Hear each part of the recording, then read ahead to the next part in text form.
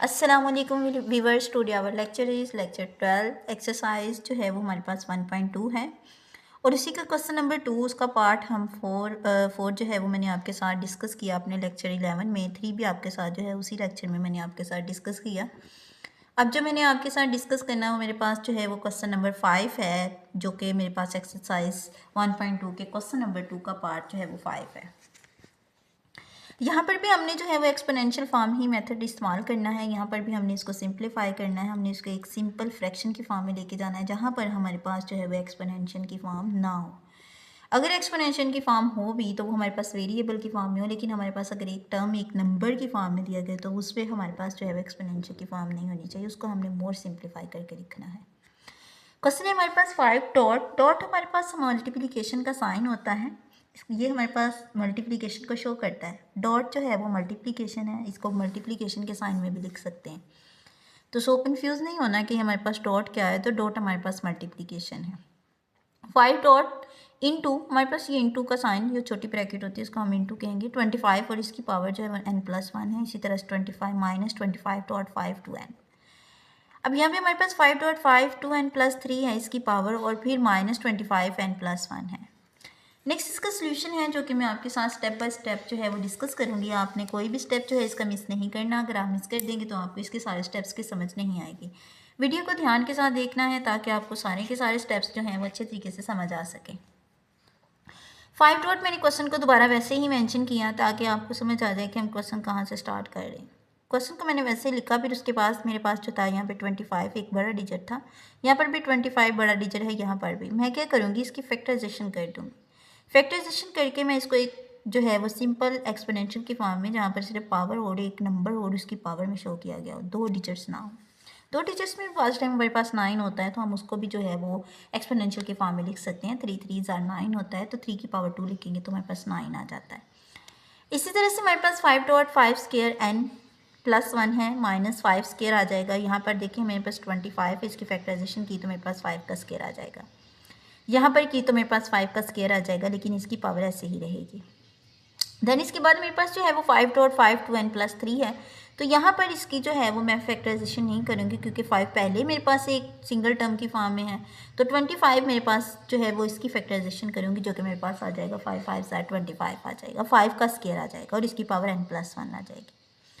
सो इसके बाद next step है। नेक्स्ट स्टेप में हम क्या करेंगे कि जो हमारे पास पावर्स दी हैं, सेम पावर्स आई हैं, एक ही बेस की पावर्स हैं, पावर्स के ऊपर फिर पावर हम इन दोनों को क्या करेंगे, मल्टीप्लाई कर देंगे। 5 डॉट 5 की पावर जो है 2 इंटू n+1, यहाँ पे 5 का स्क्वायर, यहाँ 5 की पावर 2n आ जाएगी। यहाँ पर 5 डॉट 5 की पावर 2n और 5 की पावर 3, बेसिस सेम है तो पावर्स ऐड हो जाती हैं।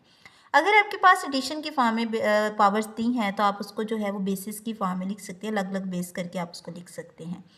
5 स्क्वायर n+1 है तो 5 स्क्वायर जो है इंटू n+1 हम 2 के साथ मल्टीप्लाई करेंगे। इसके बाद नेक्स्ट स्टेप में जो है वो मल्टीप्लिकेशन आपके साथ जो है वो डिस्कस करूँगी। मल्टीप्लिकेशन हमने की, फिर हमने पावर्स को किस तरह से ऐड करना है। 5 हमारे पास ऐसे आ जाएगा, 5 की power 2n+1, 5 square 5 to n, नीचे हमारे पास 5 to n डॉट 5 की पावर 3 माइनस 5 to n+2 आ जाएगा। इस बार नेक्स्ट स्टेप में जो है वो हम इनकी बेसिस के हिसाब से जो अलग अलग कर देंगे, क्योंकि पावर्स जो हैं वो हमारे पास ऐड हैं तो बेसिस इसका मतलब है कि सेम होंगी, तो हम अलग अलग लिख सकते हैं। 5 डॉट 5 to n 5 का square, 5 square dot 5 to n आ जाएगा, और डिनोमिनेटर में हमारे पास 5 dot 5 to n 5 3 minus 5 to n और 5 2। अब देखिए मेरे पास जो चीज़ सेम है दोनों के दरमियान में मैं उसको कॉमन ले लूँगी।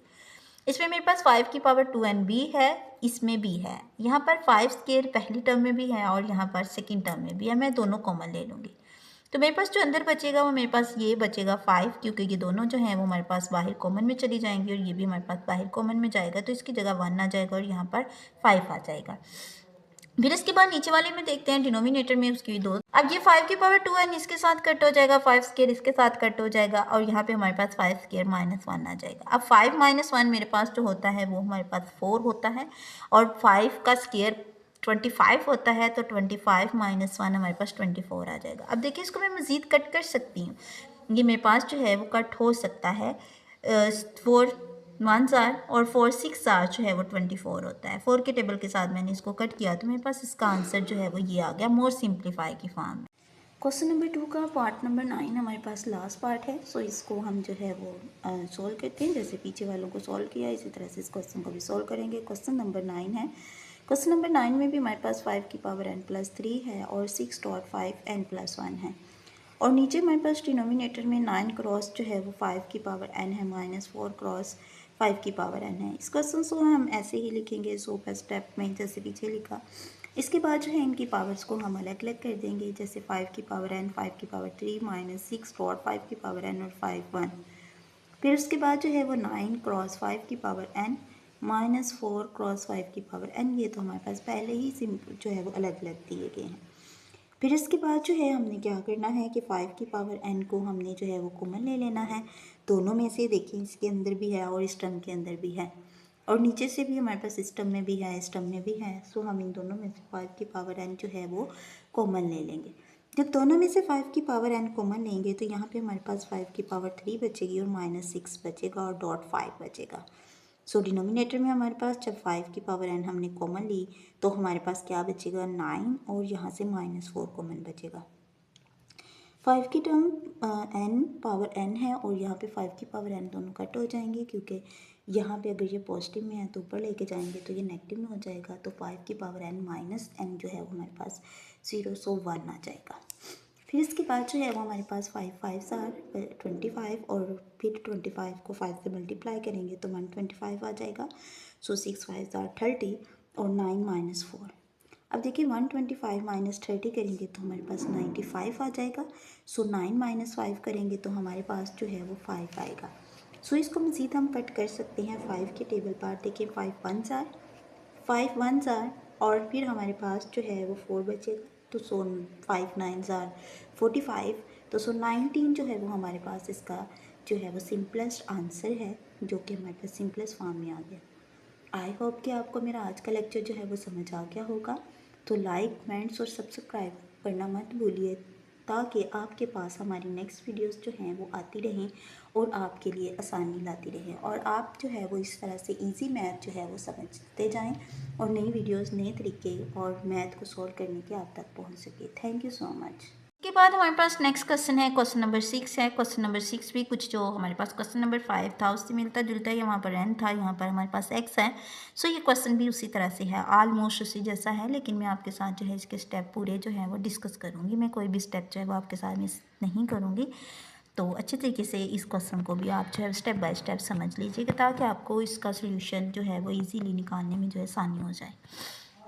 16 है मेरे पास, 16x + 1 है मेरे पास +20 और 4 2n है 2x है सॉरी।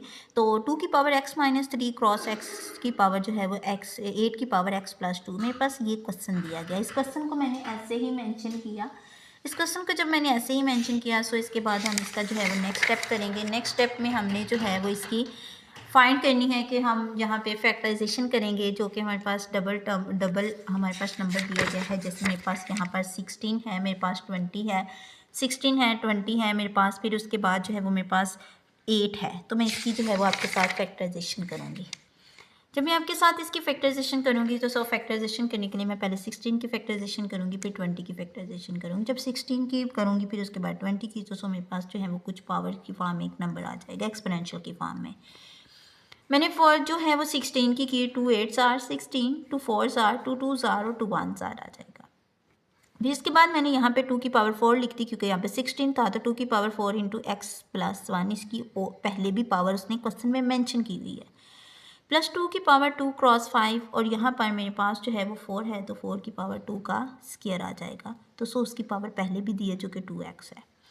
फिर इसके पास 2 की पावर जो है वो x -3 है और 2 की पावर 3 हमारे पास यहाँ पर 20 जो था वो 2 की पावर हमारे पास जो है वो आ जाएगी। यहाँ पर जो है वो ये 25 4s are 2 2s are हमारे पास आ जाएगा। 20 की फैक्टराइजेशन की यहाँ पर हमने तो यहाँ पर 2 2s are 4 2 4s are 2 8s are यहाँ पर 8 है तो 8 की फैक्टराइजेशन करेंगे तो 2 की पावर 3 आ जाएगी, लेकिन यहाँ पे 20 की करेंगे 2 की पावर 4 और यहाँ पर जो है वो हमारे पास 5 आ जाएगा। यहाँ पर इसकी पावर जो है वो हमारे पास कट होगी। जैसे हमारे पास यहाँ पे 20 है तो 20 की हमने बाहर फैक्टराइजेशन करेंगे। बाहर जब फैक्टराइजेशन करेंगे तो हमारे पास जो है वो 2 की पावर 2 क्रॉस 5 और यहाँ पर 4 है तो उसकी फैक्टराइजेशन होगी।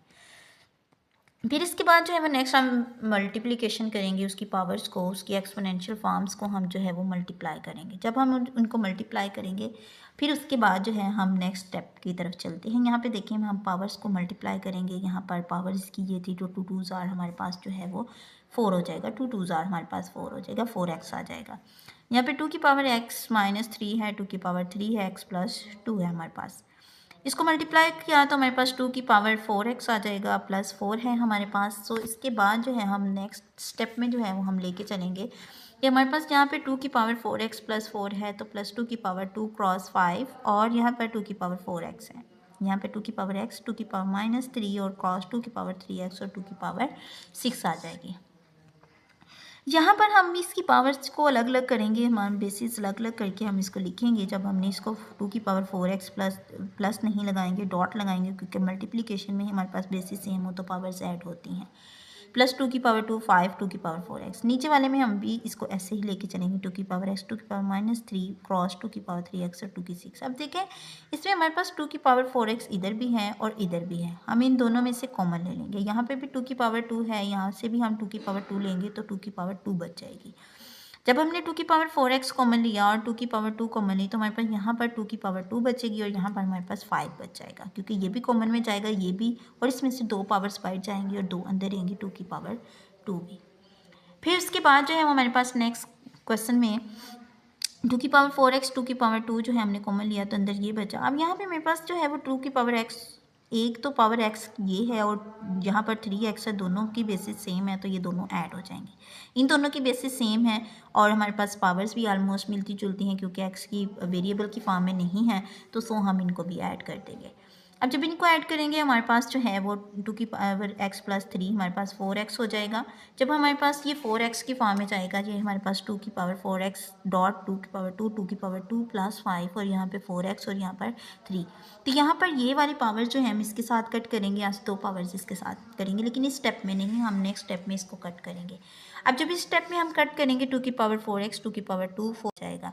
अब 5 प्लस 4 जो है वो हमारे पास 9 आ जाएगा, तो 9/2 हमारे पास आ जाएगा। ये कट नहीं हो सकता, सो यहाँ तक हमारे पास जो है इसका सिंप्लीफाई की फॉर्म में आंसर है। आई होप कि आपको आज का लेक्चर जो है वो समझ आ गया होगा, अच्छा लगा होगा। लाइक, कमेंट, सब्सक्राइब और वॉच करना मत भूलिएगा। Thank you so much.